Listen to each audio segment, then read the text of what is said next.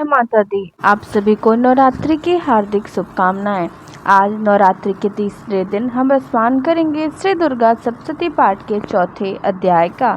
तो आइए शुरू करते हैं। इंद्रादि देवताओं द्वारा देवी की स्तुति। महर्षि मेघा बोले, देवी ने जब पराक्रमी दुरात्मा महिषासुर को मार गिराया और असुरों की सेना को मार दिया, तब इंद्रादि समस्त देवता अपने सिर तथा शरीर को झुकाकर भगवती की स्तुति करने लगे। जिस देवी ने अपनी शक्ति से यह जगत व्याप्त किया है और जो संपूर्ण देवताओं तथा महर्षियों की पूजनीय है, उस अंबिका को हम भक्तिपूर्वक नमस्कार करते हैं। वह हम सबका कल्याण करे। जिस अतुल प्रभाव और बल का वर्णन भगवान विष्णु, शंकर और ब्रह्मा जी भी नहीं कर सके, वहीं चंडिका जी देवी ने इस संपूर्ण जगत का पालन करें और अशुभ भय का नाश करें। पुण्यात्माओं के घर में तुम स्वयं लक्ष्मी रूप हो और पापियों के घरों में तुम अलक्ष्मी रूप हो, और सत्कुल में उत्पन्न होने वालों के लिए तुम लज्जा रूप होकर उनके घरों में निवास करती हो। हम उस दुर्गा भगवती को नमस्कार करते हैं। हे देवी, इस विश्व का पालन करो। हे देवी, हम तुम्हारे अचित्य रूप का किस प्रकार वर्णन करें। असुरों के नाश करने वाली भारी पराक्रम तथा समस्त देवताओं और दैत्यों के विषय में जो तुम्हारे पवित्र चरित्र हैं, उनको हम किस प्रकार वर्णन करें। हे देवी, त्रिगुणात्मिका होने पर भी तुम संपूर्ण जगत की उत्पत्ति का कारण हो। हे देवी, भगवान विष्णु, शंकर आदि किसी भी देवता ने तुम्हारा पार नहीं पाया। तुम सबकी आश्रय हो। यह संपूर्ण जगत तुम्हारा ही अंश रूप है, क्योंकि तुम सबकी आदिभूत प्रकृति हो। हे देवी, तुम्हारे जिस नाम के उच्चारण से संपूर्ण यज्ञों में सब देवता तृप्त लाभ करते हैं, वह स्वाहा तुम ही हो।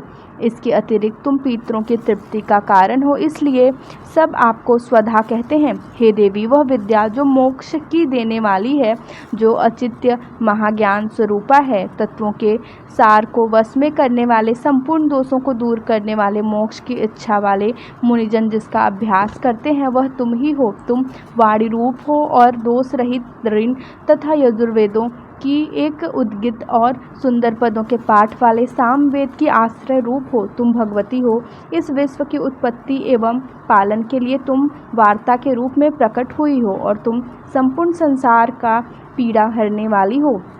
हे देवी, जिसने सारे शास्त्रों को जाना जाता है, वह मेधा शक्ति तुम ही हो, और दुर्गम भवसागर में पार कराने वाली नौका भी तुम ही हो। लक्ष्मी रूप से विष्णु भगवान के हृदय में निवास करने वाली और भगवान महादेव द्वारा सम्मानित गौरी देवी तुम ही हो। मंद मुस्कान वाले, निर्मल पूर्ण चंद्रबिंब के समान और उत्तम सुवर्ण की मनोहर कांति में कमनीय तुम्हारे मुख को देखकर भी महिषासुर क्रोध में भर गया। यह बड़े आश्चर्य की बात है। और हे देवी, तुम्हारा यही मुख जब क्रोध से भर गया तो उदय काल के चंद्रमा की भांति लाल हो गया और तनी हुई भौहों के कारण विकराल रूप हो गया।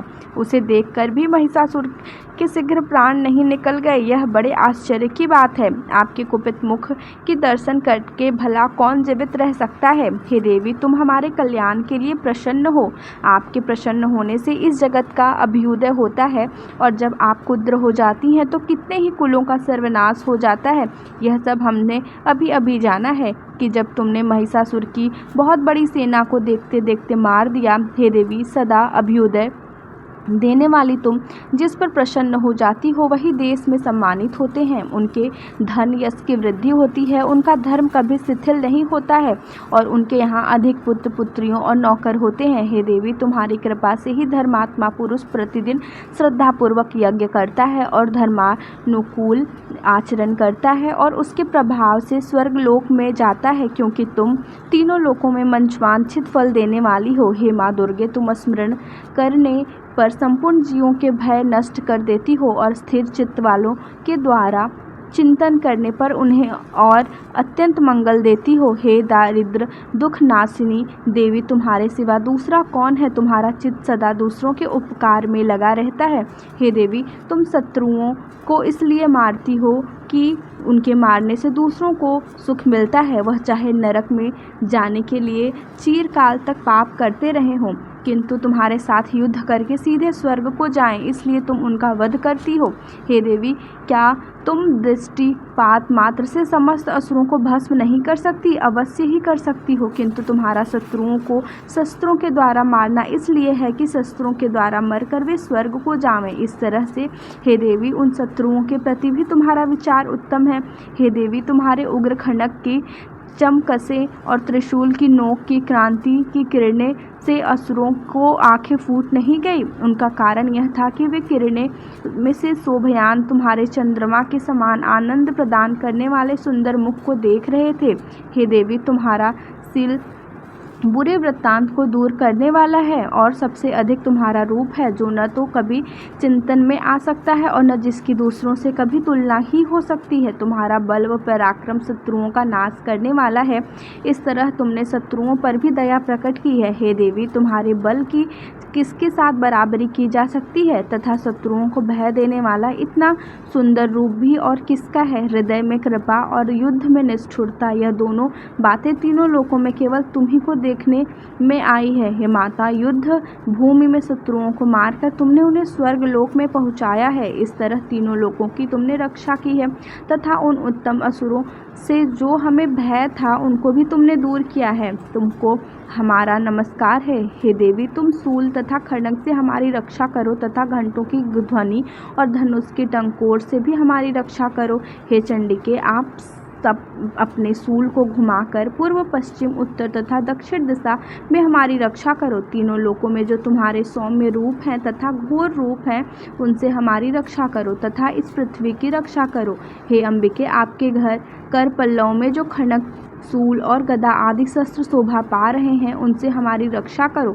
महर्षि बोले कि इस प्रकार जब देवताओं ने जगत माता भगवती की स्तुति की और नंदनवन के पुष्प तथा गंध अनुलेपनों द्वारा उनका पूजन किया और फिर सबने मिलकर जब सुगंधित व दिव्य धूपों द्वारा उनको सुगंधित निवेदन की, तब देवी ने प्रसन्न होकर कहा, हे देवताओं, तुम सब मुझसे मनवांछित वर मांगो। देवता बोले, हे भगवती, तुमने हमारा सब कुछ कार्य कर दिया, अब हमारे लिए कुछ भी मांगना बाकी नहीं रहा, क्योंकि तुमने हमारे शत्रु महिषासुर को मार डाला है।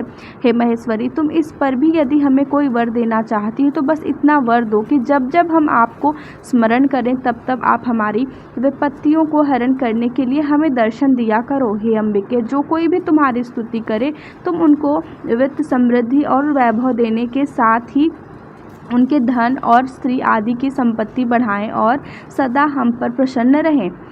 महर्षि बोले, हे राजन, देवताओं ने जब जगत के लिए तथा अपने लिए इस प्रकार प्रश्न किया तो बस तथास्तु कहकर देवी अंतर्ध्यान हो गई। हे भूप, जिस प्रकार तीनों लोगों का हित चाहने वाली वह भगवती देवताओं के शरीर से उत्पन्न हुई थी, वह सारा वृत्तांत मैंने तुमसे कह दिया। और इसके पश्चात दुष्ट असुरों तथा शुंभ निशुंभ का वध करके और सब लोगों की रक्षा करने के लिए जिस प्रकार गौरी देवी ने शरीर से उत्पन्न हुई थी, वह सारा वृत्तांत मैं यथावत वर्णन करता हूँ। इस प्रकार से दुर्गा सप्तशती का चौथा अध्याय समाप्त होता है। जय माता दी।